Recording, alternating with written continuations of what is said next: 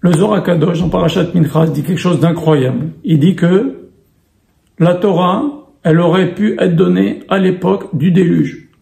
C'est quand même incroyable. L'époque du déluge, c'est l'époque la plus débauchée de toutes les générations, au point qu'Akadosh Baruch Hu, il a tué toute l'humanité. Toute l'humanité. C'est incroyable. Et la Torah, elle aurait pu être donnée dans cette génération. Comment on va comprendre ce soir? Alors ça va être l'objet du cours de ce soir, Bezrat Hashem.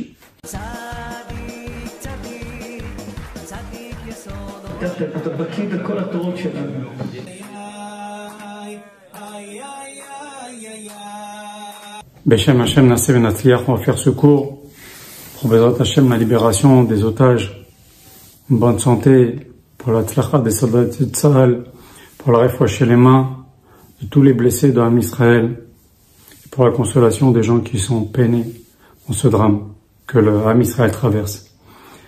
La Gemara, dans Masechet Chulin, en page 139, Amoud Bet, dit une chose très étrange, une question très étrange. Il nous dit, Moshe mina Torah minayin. Où est-ce que Moshe est marqué dans la Torah?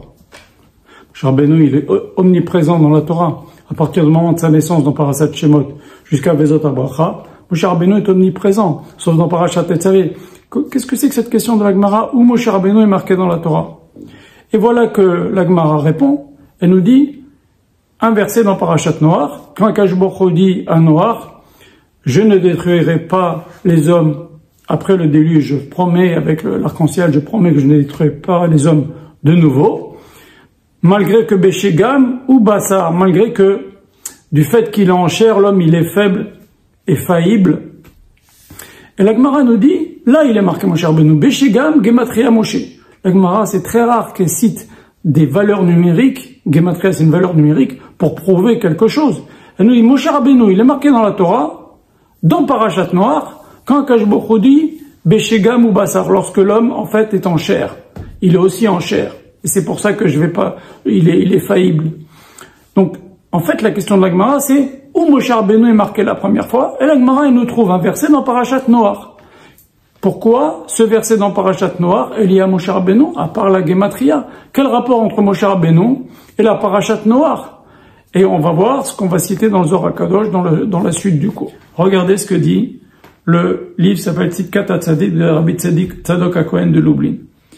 Rabbi Shopinto, il rapporte beaucoup ce livre, c'est un génie qui a été créé à peu près 150 ans, il y a 150 ans environ, de Rabbi Tzadok HaKohen. Il dit la chose suivante. Il dit que, en fait, il y a, dans cette génération du déluge, vous le savez, leur faute principale, c'était la débauche, ok? Et c'est vrai que, il y a eu ce qu'on appelle le Hamas, le vol forcé. Il y a deux sortes de vols. Il y a le type qui vient en cachette et qui pickpocket, ok? Et il y a le type qui vient, qui frappe quelqu'un et qui lui vole son sac à main. C'est deux formes de vol. C'était le vol avec agression. Le vol de force.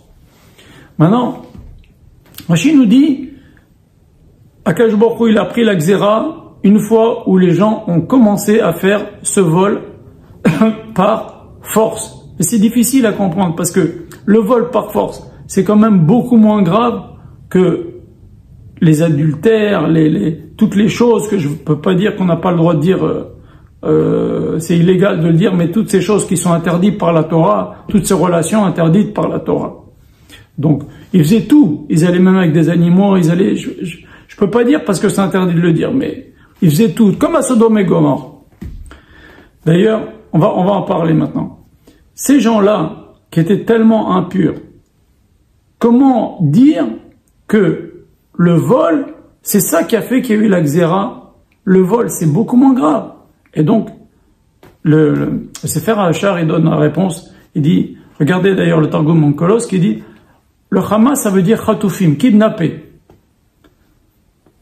Ça donne à réfléchir. En tous les cas, qu'est-ce qu'il faisait? Kidnapper les femmes. C'est-à-dire que quand un type était marié, il venait lui kidnapper sa femme et il allait faire des bêtises avec sa femme. Et donc, ça reste encore dans le cadre de la débauche. Donc, ils étaient ultra débauchés. Il y avait cette débauche-là qui venait de quoi? La Torah nous le dit. Lève Ra Minorav. Le cœur de l'homme est Ra depuis la jeunesse. Et ça, c'est très important que la Torah nous précise.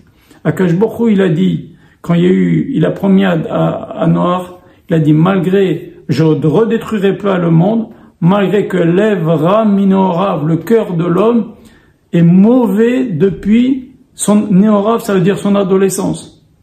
C'est-à-dire, qu'est-ce qu'on appelle Ra? Le premier qui est appelé Ra dans la Torah, c'est le fils de Yehuda. Il s'appelait Er. Er, Ra, c'est les mêmes lettres. Et son frère Onan. Les deux, qu'est-ce qu'ils faisaient? Ils faisaient perte de semences en vain. Je ne veux pas rentrer dans les détails, mais Akadosh Baruch Hu a horreur de ça. Et cette génération-là du déluge, ils étaient Ra depuis leur adolescence, et toute leur vie, ils étaient dans cette faute-là de perte de semences en vain, plus la débauche, plus avec les animaux, plus les hommes entre eux, etc., etc., etc., etc., etc. Voilà. Et donc, ce Ra-là, il est caractérisé par ce que je viens de vous expliquer. Cette perte de semences en vain et cette débauche qu'il y avait en très grande échelle à l'époque du déluge. Il y a même un midrash qui dit que Akadosh Baruch Hu a pris la décision de détruire le monde entier le jour où ils ont permis les mariages entre personnes du même sexe. Ça donne à réfléchir. En tous les cas, c'est ce que dit le midrash, c'est ce que dit nos textes. En tous les cas, les Ra Minora, depuis leur plus jeune âge, ils ont une pulsion, les hommes, à faire des fautes sexuelles. C'est le plus grand Yetzer Hara qui existe chez les hommes. Il suffit d'ouvrir les yeux, de voir ce qui se passe dans le monde. Il y a que ça. Ok, les gens, ça tourne autour de ça. Et la seule façon de s'en sortir, c'est d'être attaché à la Torah, vouloir devenir un tzaddik, etc. C'est pas le sujet. En tous les cas, on va essayer maintenant d'expliquer comment cette génération aussi impure, elle aurait pu recevoir la Torah. Comment le Zohar peut dire une chose pareille? On voit que quand les Juifs étaient en Égypte, et ils ont cru en Hachem, et ils sont sortis, Akadosh Baruch Hu, il dit, je me rappelle, Chesed Neoraïr. Le bien, la bonté que vous m'avez fait dans votre jeunesse, ça veut dire la jeunesse du peuple juif, c'est la sortie d'Égypte. Vous m'avez suivi dans un désert, vous ne saviez pas ce que vous allez manger, ce que vous alliez boire, vous avez eu confiance en moi.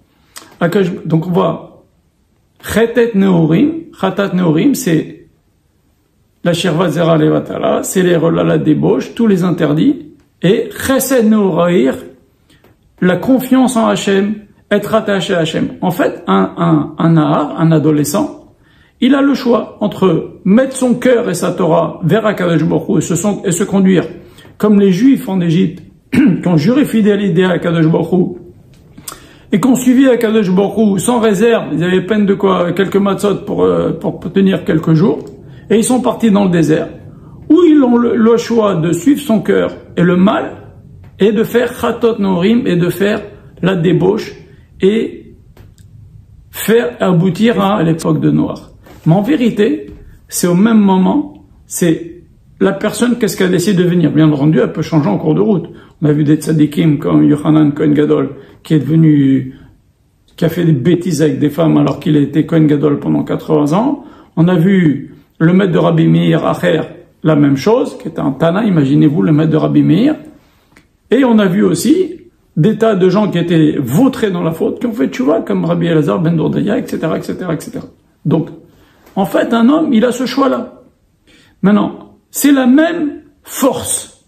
C'est où la personne met son cœur et son énergie. Dans l'impureté, dans le vice, ou dans la Torah et la tête dans la Kedusha.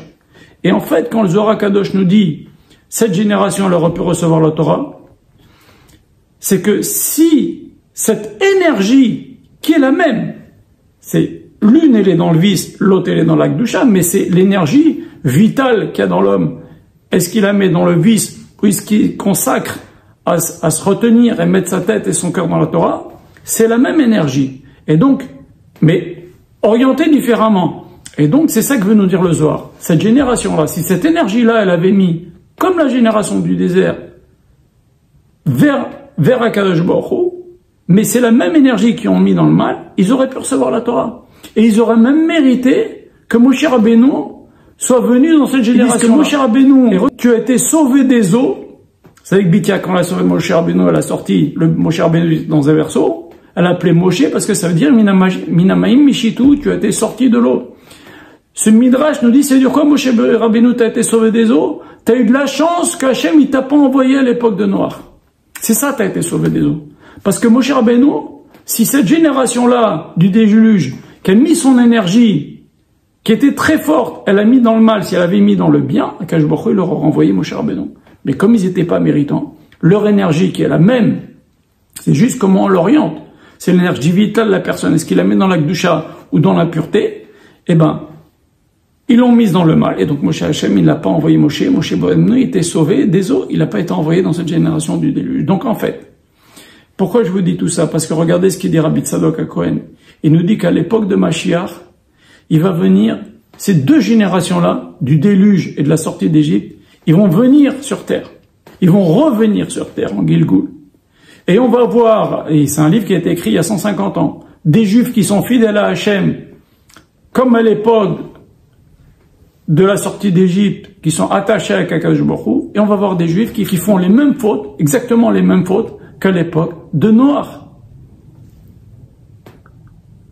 La débauche, les sortes de débauches possibles et imaginables, l'adultère à tout va, je vais pas citer toutes les sortes de débauches possibles et imaginables, et la génération, elle est à bâbord, à tribord, de fautes dans la débauche. Mais il va encore plus loin, il nous dit que la Géoula dépend de ça. Pourquoi? Si les Juifs voulaient bien arrêter, et je suis pas en train de les accuser, je suis en train de citer Rabbi Tzadok HaKohen, si les Juifs voulaient mettre leur énergie dans la Kedusha et dans la Torah, au lieu de mettre dans cette recherche des plaisirs et dans le péché, eh ben, Akash Baruch Hu, il enverrait la Géoula tout de suite.